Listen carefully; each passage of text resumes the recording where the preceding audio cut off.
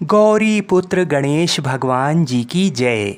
बोलिए श्री शंकर पार्वती भगवान की जय। बोलिए श्री जगन्नाथ स्वामी जी की जय। जय श्री कृष्णा, राधे राधे। ओडिशा के पुरी में स्थित श्री जगन्नाथ मंदिर भारत के 4 पवित्र धामों में से एक है, जहां हर साल आषाढ़ मास के शुक्ल पक्ष की द्वितीया तिथि को भव्य रथ यात्रा का आयोजन होता है। हिंदू धर्म में श्री जगन्नाथ रथ यात्रा का बहुत अधिक महत्व है। श्री जगन्नाथ मंदिर में भगवान जगन्नाथ जी विराजमान हैं। भगवान श्री जगन्नाथ जी भ्राता बलभद्र जी और बहन सुभद्रा जी के साथ विराजमान हैं। भगवान श्री जगन्नाथ जी श्री हरि विष्णु जी के अवतार श्री कृष्ण का ही रूप हैं। जगन्नाथ जी की मूर्ति में आज भी भगवान श्री कृष्ण जी का हृदय विराजमान है। जगन्नाथ का अर्थ होता है जगत के नाथ। तो आज मैं आपको सुना रहा हूँ श्री जगन्नाथ जी की बड़ी ही दुर्लभ कथाएं। इन कथाओं को बड़ी ही श्रद्धा और प्रसन्नचित मन से पूरा अवश्य सुनिएगा। इन कथाओं को सुनने से मनुष्यों के सभी पाप और संकट कट जाते हैं तथा समस्त मनोकामनाओं की पूर्ति होती है।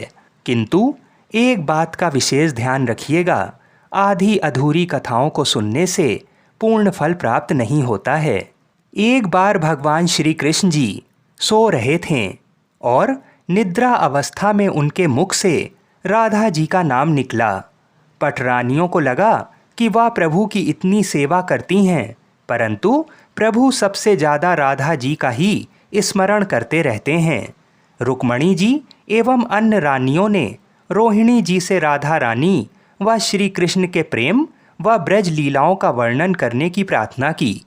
माता ने कहा, सुनाने की हामी तो भर दी, लेकिन ये भी कहा कि श्री कृष्ण व बलराम को इसकी भनक ना मिले। तय हुआ कि सभी रानियों को रोहिणी जी एक गुप्त स्थान पर कथा सुनाएंगी, वहाँ कोई और ना आए। इसके लिए सुभद्रा जी को पहरा देने के लिए मना लिया गया। सुभद्रा जी को आदेश हुआ कि स्वयं श्री कृष्ण या बलराम भी आएं तो उन्हें भी अंदर ना आने देना। माता ने कथा सुनानी आरंभ की। सुभद्रा द्वार पर तैनात थीं। थोड़ी देर में श्री कृष्ण एवं बलराम वहां आ पहुँचे। सुभद्रा जी ने अंदर आने से उन्हें रोक लिया। इससे भगवान श्री कृष्ण जी को कुछ संदेह हुआ। वह बाहर से ही अपनी सूक्ष्म शक्ति द्वारा अंदर की माता द्वारा वर्णित ब्रज लीलाओं को आनंद लेकर सुनने लगे। बलराम जी भी कथा का आनंद लेने लगे। कथा सुनते सुनते श्री कृष्ण, बलराम व सुभद्रा के हृदय में ब्रज के प्रति अद्भुत प्रेम भाव उत्पन्न हुआ। उस भाव में उनके पैर हाथ सिकुड़ने लगे, जैसे बाल्यकाल में थे। तीनों राधा जी की कथा में ऐसे विभोर हुए कि मूर्ति के समान जड़ प्रतीत होने लगे। बड़े ध्यानपूर्वक देखने पर भी उनके हाथ पैर दिखाई नहीं देते थे। सुदर्शन ने भी द्रवित होकर लंबा रूप धारण कर लिया। उसी समय देव मुनि नारद वहां आ पहुँचे। भगवान के इस रूप को देखकर आश्चर्यचकित हो गए और निहारते रहें। कुछ समय बाद जब तंद्रा भंग हुई तो नारद जी ने प्रणाम करके भगवान श्री कृष्ण जी से कहा, हे प्रभु, मेरी इच्छा है कि मैंने आज जो रूप देखा है वह रूप आपके भक्त जनों को पृथ्वी लोक पर चिरकाल तक देखने को मिले। आप इसी रूप में पृथ्वी पर वास करें। भगवान श्री कृष्ण नारद जी की बात से प्रसन्न हुए और उन्होंने कहा कि ऐसा ही होगा। कली काल में मैं इसी रूप में नीलांचल क्षेत्र में अपना स्वरूप प्रकट करूंगा। कलयुग आगमन के उपरांत प्रभु की प्रेरणा से मालव राज्य इंद्रदुम्न ने भगवान श्री कृष्ण, बलभद्र जी और बहन सुभद्रा जी की ऐसी ही प्रतिमा जगन्नाथ मंदिर में स्थापित कराई। राजा इंद्रदुम्न श्रेष्ठ प्रजापालक राजा थे। प्रजा उन्हें बहुत प्रेम करती थी। प्रजा सुखी और संतुष्ट भी थी। राजा के मन में इच्छा थी कि वह कुछ ऐसा करे जिससे सभी उन्हें स्मरण रखें। दैव योग से इंद्रदुम्न के मन में एक अज्ञात कामना प्रकट हुई कि वह ऐसा मंदिर का निर्माण कराएं जैसा दुनिया में कहीं और ना हो। इंद्रदुम्न विचारने लगे कि आखिर उनके मंदिर में किस देवता की मूर्ति स्थापित करें। राजा के मन में यही इच्छा और चिंतन चलने लगा। एक रात इसी पर गंभीर चिंतन करते करते वो सो गए। नींद में राजा ने एक सपना देखा। सपने में उन्हें एक देववाणी सुनाई पड़ी। इंद्रदुम्न ने सुना, राजा, तुम पहले नए मंदिर का निर्माण आरंभ करो। मूर्ति विग्रह की चिंता छोड़ दो। उचित समय आने पर तुम्हें स्वयं राह दिखाई पड़ेगी। राजा नींद से जाग उठे। सुबह होते ही उन्होंने अपने मंत्रियों को सपने की बात बताई। राजा पुरोहित के सुझाव पर शुभ मुहूर्त में पूर्वी समुद्र तट पर एक विशाल मंदिर के निर्माण का निश्चय हुआ। वैदिक मंत्रोच्चार के साथ राज पुरोहित के सुझाव पर शुभ मुहूर्त में पूर्वी समुद्र तट पर एक विशाल मंदिर के निर्माण का निश्चय हुआ। वैदिक मंत्रोच्चार के साथ मंदिर निर्माण का श्री गणेश हुआ। राजा इंद्रदुम्न के मंदिर बनवाने की सूचना शिल्पियों और कारीगरों को हुई। सभी इसमें योगदान देने पहुँचे। दिन रात मंदिर के निर्माण में जुट गए। कुछ ही वर्षों में मंदिर बनकर तैयार हुआ। सागर तट पर एक विशाल मंदिर का निर्माण तो हो गया, परंतु मंदिर के भीतर भगवान की मूर्ति की समस्या जस की तस थी। राजा फिर से चिंतित होने लगे। एक दिन मंदिर के गर्भगृह में बैठकर इसी चिंतन में बैठे राजा की आंखों से आंसू निकल आए। राजा ने भगवान से विनती की, प्रभु, आपके किस स्वरूप को इस मंदिर में स्थापित करूं, इसकी चिंता से व्यग्र हूं। मार्ग दिखाइए प्रभु। आपने स्वप्न में जो संकेत दिया था उसे पूरा होने का समय कब आएगा? देव विग्रह विहीन मंदिर देख सब मुझ पर हंसेंगे। राजा की आंखों से आंसू झर रहे थे और वह प्रभु से प्रार्थना करते जा रहे थे, प्रभु, आपके आशीर्वाद से मेरा बड़ा सम्मान है। प्रजा समझेगी कि मैंने झूठ मूठ में स्वप्न में आपके आदेश की बात कहकर इतना बड़ा श्रम कराया। हे प्रभु, मार्ग दिखाइए। राजा दुखी मन से अपने महल में चले गए। उस रात को राजा ने फिर एक सपना देखा। सपने में उसे देववाणी सुनाई दी, राजन, यहाँ निकट में ही भगवान श्री कृष्ण का विग्रह रूप है। तुम उन्हें खोजने का प्रयास करो, तुम्हें दर्शन मिलेंगे। इंद्रदुम्न ने स्वप्न की बात पुनः पुरोहित और मंत्रियों को बताई। सभी ये निष्कर्ष पर पहुँचे कि प्रभु की कृपा सहज प्राप्त नहीं होगी। इसके लिए हमें निर्मल मन से परिश्रम आरंभ करना होगा। भगवान के विग्रह का पता लगाने की जिम्मेदारी राजा इंद्रदुम्न ने 4 विद्वान पंडितों को सौंप दी। प्रभु इच्छा से प्रेरित होकर चारों विद्वान 4 दिशाओं में निकले। उन चारों में एक विद्वान थे विद्यापति। वह चारों में सबसे कम उम्र के थे। प्रभु के विग्रह की खोज के दौरान उनके साथ बहुत सी अलौकिक घटनाएं हुईं। पंडित विद्यापति पूर्व दिशा की ओर चले। कुछ आगे चलने के बाद विद्यापति उत्तर की ओर मुड़े तो उन्हें एक जंगल दिखाई दिया। वन भयावह था। विद्यापति श्री कृष्ण के उपासक थे। उन्होंने श्री कृष्ण का स्मरण किया और राह दिखाने की प्रार्थना की। भगवान श्री कृष्ण की प्रेरणा से उन्हें राह दिखने लगी। प्रभु का नाम लेते लेते वह वन में चले जा रहे थे। जंगल के मध्य उन्हें एक पर्वत दिखाई दिया। पर्वत के वृक्षों से संगीत की ध्वनि सा सुरम्य गीत सुनाई पड़ रहा था। विद्यापति संगीत के जानकार थे। उन्हें वहाँ मृदंग, बंसी और करताल की मिश्रित ध्वनि सुनाई दे रही थी। ये संगीत उन्हें दिव्य लगा। संगीत की लहरियों को खोजते विद्यापति आगे बढ़ चले। वह जल्दी पहाड़ी की चोटी पर पहुंच गए। पहाड़ के दूसरी ओर उन्हें एक सुंदर घाटी दिखी जहां भील नृत्य कर रहे थे। विद्यापति उस दृश्य को देखकर मंत्रमुग्ध थे। सफर के कारण थके थे, पर संगीत से थकान मिट गई और उन्हें नींद आने लगी। अचानक एक बाघ की गर्जना सुनकर विद्यापति घबरा उठे। बाघ उनकी ओर दौड़ता आ रहा था। बाघ को देखकर विद्यापति घबरा गए और बेहोश होकर वहीं गिर पड़े। बाघ विद्यापति पर आक्रमण करने ही वाला था कि तभी एक स्त्री ने बाघ को पुकारा। बाघा! उस आवाज को सुनकर बाघ मौन खड़ा हो गया।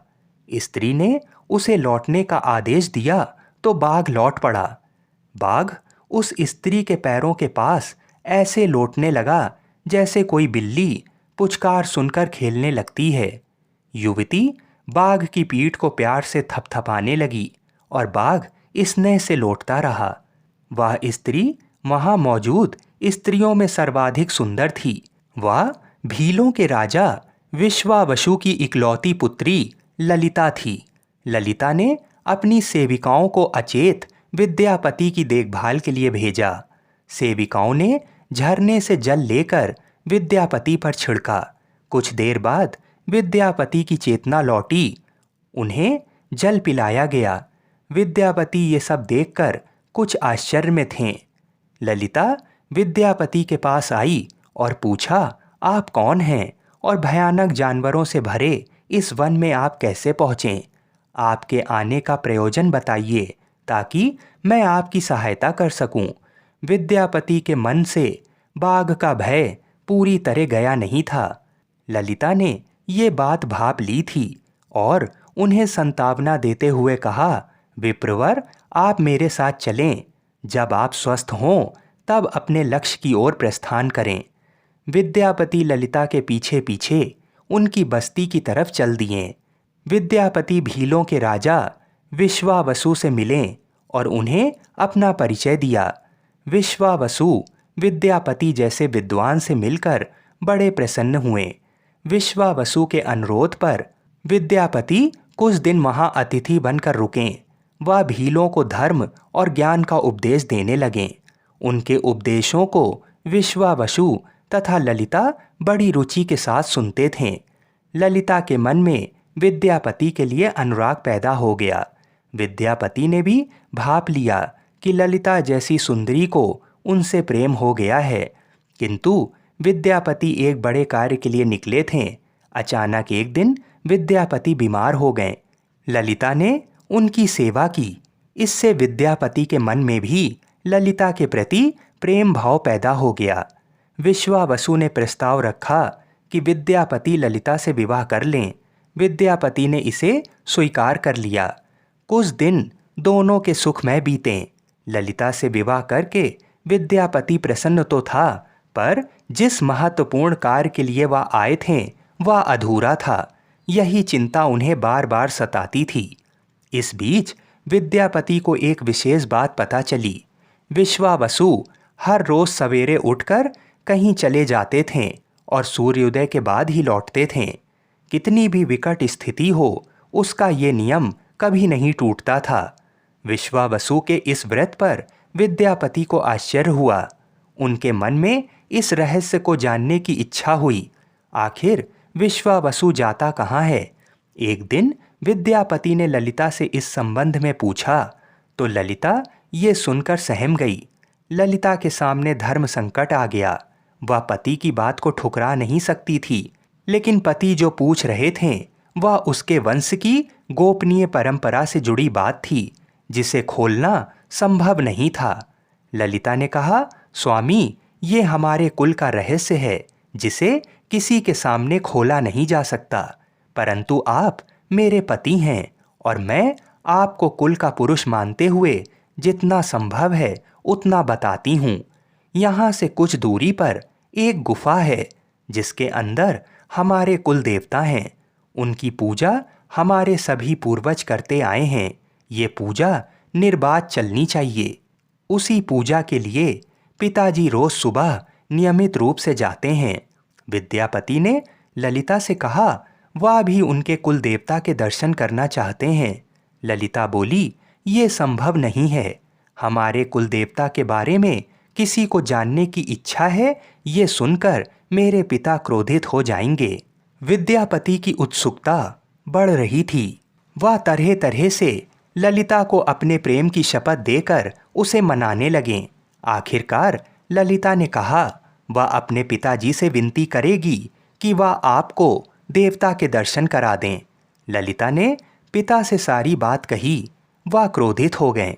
ललिता ने जब ये कहा, मैं आपकी अकेली संतान हूँ, आपके बाद देवता के पूजा का दायित्व मेरा होगा, इसलिए मेरे पति का ये अधिकार बनता है, क्योंकि आगे उसे ही पूजना होगा।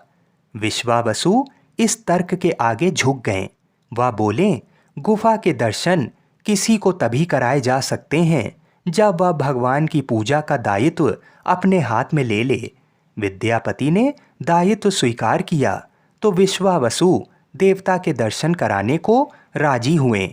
दूसरे दिन सूर्योदय से पूर्व विद्यापति की आंखों पर पट्टी बांधकर विश्वावसु उनका दाहिना हाथ पकड़कर गुफा की तरफ निकले। विद्यापति ने मुट्ठी में सरसों रख लिया था, जिसे रास्ते में छोड़ते हुए गए। गुफा के पास पहुंचकर विश्वावसु रुके और गुफा के पास पहुंच गए। विश्वावसु ने विद्यापति की आंखों की काली पट्टी खोल दी। उस गुफा में नीले रंग का प्रकाश चमक उठा। हाथों में मुरली लिए भगवान श्री कृष्ण का रूप विद्यापति को दिखाई दिया। विद्यापति आनंद मग्न हो गए। उन्होंने भगवान के दर्शन किए। दर्शन के बाद तो जैसे विद्यापति आना ही नहीं चाहते थे। बोलिए श्री राधा कृष्ण भगवान की जय। आगे की कथा बड़े ध्यान से सुनिएगा। दर्शन करने के बाद विश्वावसु ने लौटने का आदेश दिया। फिर उनकी आंखों पर पट्टी बांधी और दोनों लौट पड़े। लौटने पर ललिता ने विद्यापति से पूछा। विद्यापति ने गुफा में दिखे अलौकिक दृश्य के बारे में पत्नी को बताना भी उसने उचित नहीं समझा। वह टाल गए। ये तो जानकारी हो चुकी थी कि विश्वावसु श्री कृष्ण की मूर्ति की पूजा करते हैं। विद्यापति को आभास हो गया कि महाराज ने स्वप्न में जिस प्रभु विग्रह के बारे में देववाणी सुनी थी वह इसी मूर्ति के बारे में थी। विद्यापति विचार करने लगे कि किसी तरह इस मूर्ति को लेकर राजधानी पहुंचना होगा। वह एक तरफ तो गुफा से मूर्ति को लेकर जाने की सोच रहे थे, दूसरी तरफ भीलराज और पत्नी के साथ विश्वासघात के विचार से उनका मन व्यथित हो रहा था। विद्यापति धर्म अधर्म के बारे में सोचते रहे। फिर विचार आया कि यदि विश्वावसु ने सचमुच उस पर विश्वास किया होता तो आग पर पट्टी बांधकर गुफा तक नहीं ले जाता, इसलिए उसके साथ विश्वासघात का प्रश्न नहीं उठता। उसने गुफा से मूर्ति चुराने का मन बना लिया। विद्यापति ने ललिता से कहा कि वह अपने माता पिता के दर्शन करने के लिए जाना चाहता है, वे उसे लेकर परेशान होंगे। ललिता भी साथ चलने को तैयार हुई तो विद्यापति ने यह कहकर समझाया कि वह शीघ्र ही लौटेगा तो उसे लेकर जाएगा। ललिता उसकी बात मान गई। विश्वावसु ने उसके लिए घोड़े का प्रबंध किया। अब तक सरसों के दाने से पौधे निकल आए थे। उनको देखता विद्यापति गुफा तक पहुंच गया। उसने भगवान की स्तुति की और क्षमा प्रार्थना के बाद उनकी मूर्ति उठाकर झोले में रख ली।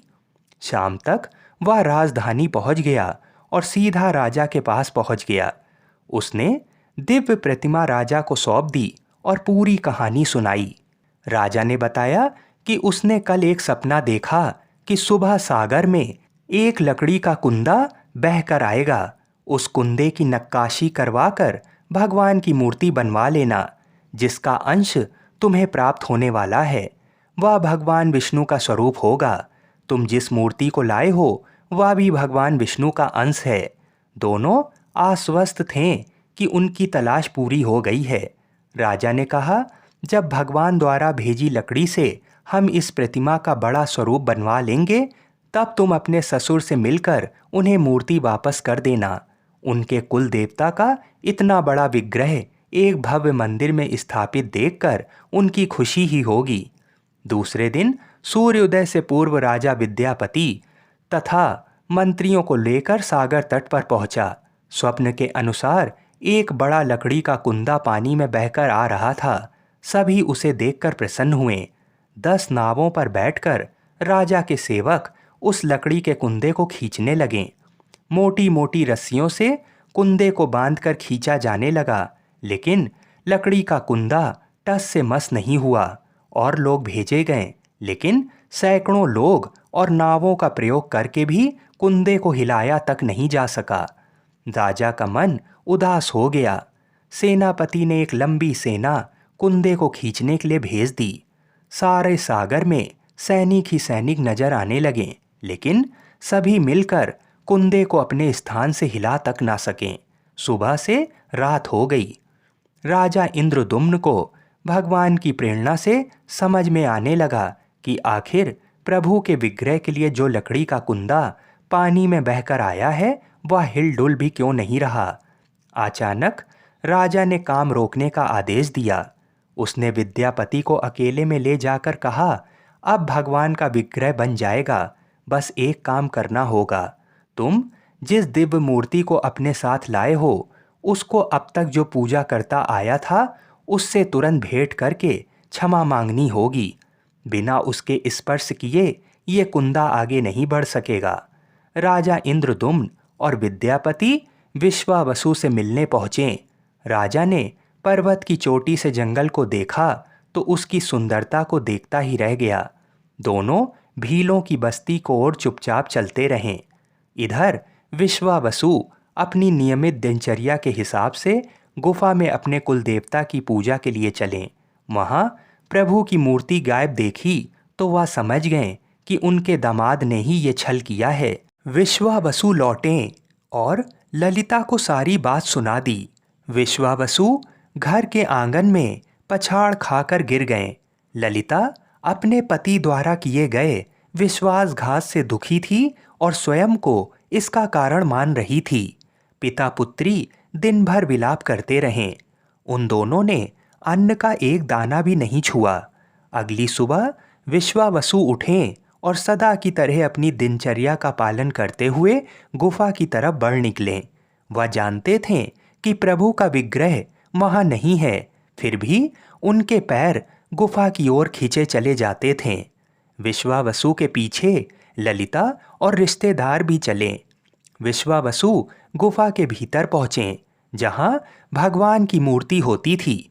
उस चट्टान के पास खड़े होकर हाथ जोड़कर खड़े रहें। फिर ऊंची चट्टान पर गिर गए और बिलक बिलक कर रोने लगे। उनके पीछे प्रजा भी रो रही थी।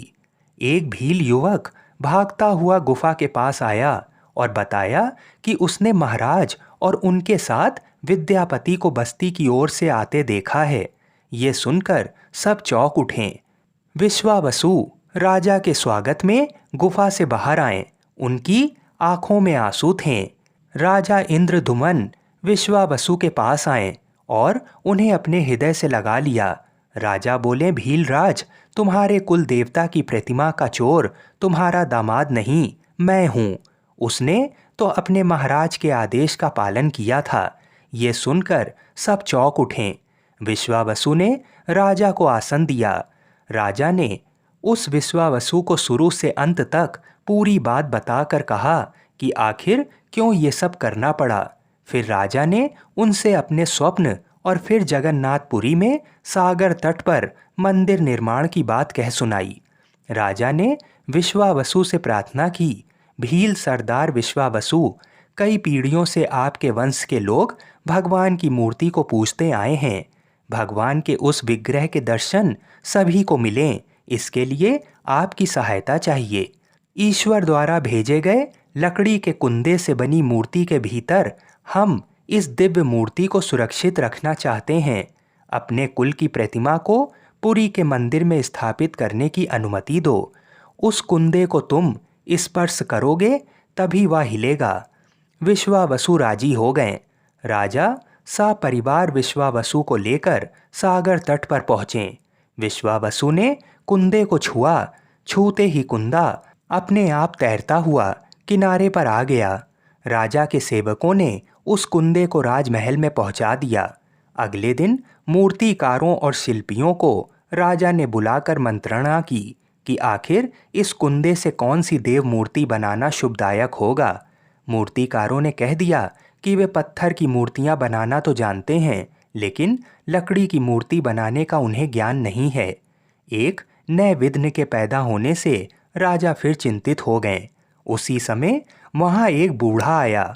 उसने राजा से कहा, इस मंदिर में आप भगवान श्री कृष्ण को उनके भाई बलभद्र तथा बहन सुभद्रा के साथ विराजमान करें। इस दैव योग का यही संकेत है। राजा को उस बूढ़े व्यक्ति की बात से सांत्वना तो मिली, लेकिन समस्या ये थी कि आखिर मूर्ति बने कैसे। उस बूढ़े ने कहा कि मैं इस कला में कुशल हूँ, मैं इस पवित्र कार्य को पूरा करूँगा और मूर्तियाँ बनाऊँगा, पर मेरी एक शर्त है। राजा प्रसन्न हो गए और उनकी शर्त पूछी। बूढ़े शिल्पी ने कहा, मैं भगवान की मूर्ति निर्माण का काम एकांत में करूँगा। मैं ये काम बंद कमरे में करूँगा। कार्य पूरा करने के बाद मैं स्वयं दरवाज़ा खोलकर बाहर आऊँगा। इस बीच कोई मुझे नहीं बुलाए। राजा सहमत तो थे, लेकिन उन्हें एक चिंता हुई और बोले, यदि कोई आपके पास नहीं आएगा तो ऐसी हालत में आपके खाने पीने की व्यवस्था कैसे होगी। शिल्पी ने कहा, जब तक मेरा काम पूर्ण नहीं होता मैं कुछ खाता पीता नहीं हूँ। राज मंदिर के एक विशाल कक्ष में उस बूढ़े शिल्पी ने स्वयं को 21 दिनों के लिए बंद कर लिया और काम शुरू कर दिया। भीतर से आवाज़ें आती थीं। महारानी गुंडिचा देवी दरवाजे से कान लगाकर अक्सर छेनी हथौड़े के चलने की आवाज़ें सुना करती थीं। महारानी रोज की तरह कमरे के दरवाजे से कान लगाए खड़ी थीं। 15 दिन बीते थे कि उन्हें कमरे से आवाज़ सुनाई पड़नी बंद हो गई। जब मूर्तिकार के काम करने की कोई आवाज़ ना मिली तो रानी चिंतित हो गईं। उन्हें लगा कि वृद्ध आदमी है, खाता पीता भी नहीं है, उसके साथ कुछ अनिष्ट ना हो गया हो। व्याकुल होकर रानी ने दरवाजे को धक्का देकर खोला और भीतर झांक कर देखा। महारानी गुंडिचा देवी ने इस तरह मूर्तिकार को दिया हुआ वचन भंग कर दिया था। मूर्तिकार अभी मूर्तियां बना रहा था, परंतु रानी को देखते ही वह अदृश्य हो गए। मूर्ति निर्माण का कार्य अभी तक पूरा नहीं हुआ था। हाथ पैर का निर्माण पूर्ण नहीं हुआ था। वृद्ध शिल्पकार के रूप में स्वयं देवताओं के शिल्पी भगवान विश्वकर्मा आए थे। उनके अदृश्य होते ही मूर्तियां अधूरी ही रह गईं। इस कारण आज भी ये मूर्तियां वैसी ही हैं। उन प्रतिमाओं को ही मंदिर में स्थापित कराया गया। कहते हैं विश्वावसु संभवतः उस जरा बहेलिये का वंशज था जिसने अनजाने में भगवान श्री कृष्ण जी को बाण मारा था। विश्वावसु शायद कृष्ण के पवित्र अवशेषों की पूजा करता था। ये अवशेष मूर्तियों में छुपा कर रखे गए थे। विद्यापति और ललिता के वंशज जिन्हें दैत्यपति कहते हैं, उनका परिवार ही यहाँ अब तक पूजा करता है। बोलिए श्री जगन्नाथ भगवान जी की जय। बोलिए सुभद्रा माता की जय। बोलिए बलभद्र भगवान की जय। आइए अब भगवान श्री जगन्नाथ जी की बड़ी ही सुंदर दूसरी कथा को सुनते हैं। इस कथा को सुनने से समस्त मनोकामनाएं पूर्ण होती हैं। एक बार रात के समय जगन्नाथ जी अपने भक्त रघुदास जी के पास आते हैं, जो जगन्नाथपुरी में ही रहते हैं, और कहते हैं, रघु चलो आज हम राजा के बगीचे से कटहल चुराते हैं, या फिर हम दोनों मिलकर उसका पान करेंगे। जगन्नाथ जी की बात करके रघु ने कहा, लेकिन आपको कटहल चुराना क्यों है? यदि तुम कटहल खाना चाहते हो तो मैं राजा से कहकर आपके लिए कटहल लाऊंगा।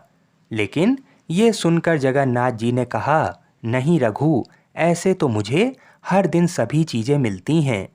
ऐसे तो मेरे पास किसी चीज़ की कमी नहीं है। ऐसे तो मेरी मैया यशोदा मेरे लिए इतना माखन मलाई बनाती है और खिलाती है, लेकिन फिर भी मैं गोपियों के घर माखन चुराने जाता हूँ। पता है क्यों? क्योंकि चुरा के खाने में जो आनंद आता है उसका स्वाद ही कुछ अलग है। ऐसा आनंद आसानी से मिलने वाली चीज़ों में नहीं मिलता। इसलिए मैं चाहता हूँ कि आज मैं तुम्हें भी इस आनंद की अनुभूति कराऊँ। रघुदास जी ने कहा, नहीं, मुझे ऐसी कोई अनुभूति नहीं करनी।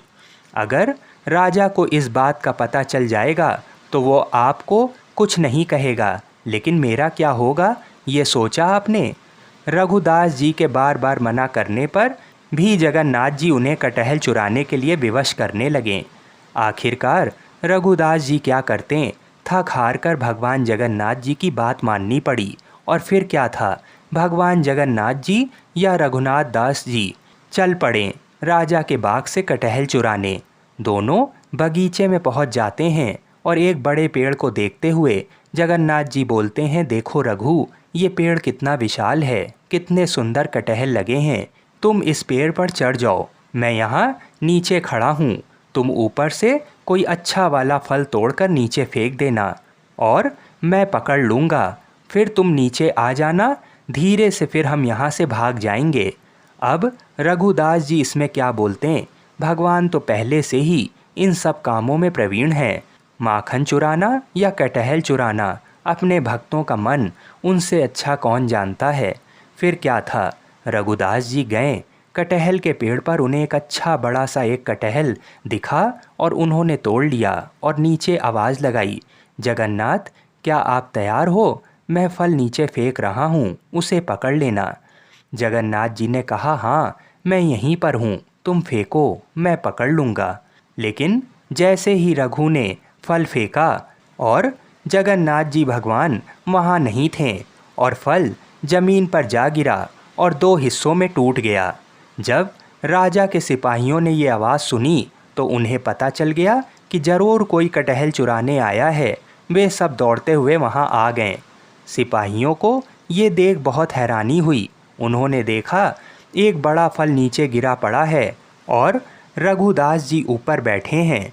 सिपाहियों ने तुरंत जाकर राजा को कहा कि आपके बगीचे में आज रघुदास कटहल का फल चुराने आए हैं और अभी भी वो पेड़ पर बैठे हैं। ये सुनकर राजा को भी बहुत आश्चर्य हुआ कि रघुदास जी कटहल चुराने कैसे आ सकते हैं। ऐसा सोचते हुए राजा तुरंत वहाँ पहुँच गए। जब राजा ने जाकर देखा तो रघु जी अभी भी पेड़ पर ही बैठे थे। राजा ने रघुदास जी को नीचे आने के लिए कहा। फिर राजा ने उनसे पूछा कि मेरे प्रिय गुरु भक्त रघुदास जी, अगर आपको कटहल खाने की इच्छा थी तो आप मुझसे बतातें, आपने बगीचे में आने का कष्ट क्यों किया। अब रघुनाथ दास जी क्या उत्तर देते। उन्होंने राजा को जगन्नाथ जी की सारी बात बताई कि किस प्रकार जगन्नाथ जी ने उन्हें चोरी करने के लिए कहा था और फिर वो खुद मुझे यहाँ अकेला छोड़ गायब हो गए। राजा और सिपाही सभी लोग हंसने लगे। सभी लोग ने जगन्नाथ और रघुनाथ जी की इस लीला का आनंद लिया।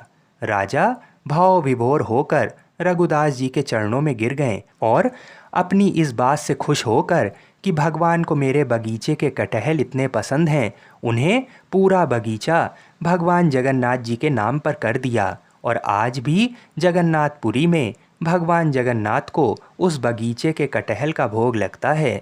बोलिए श्री राधा कृष्ण भगवान की जय। बोलिए श्री जगन्नाथ भगवान जी की जय।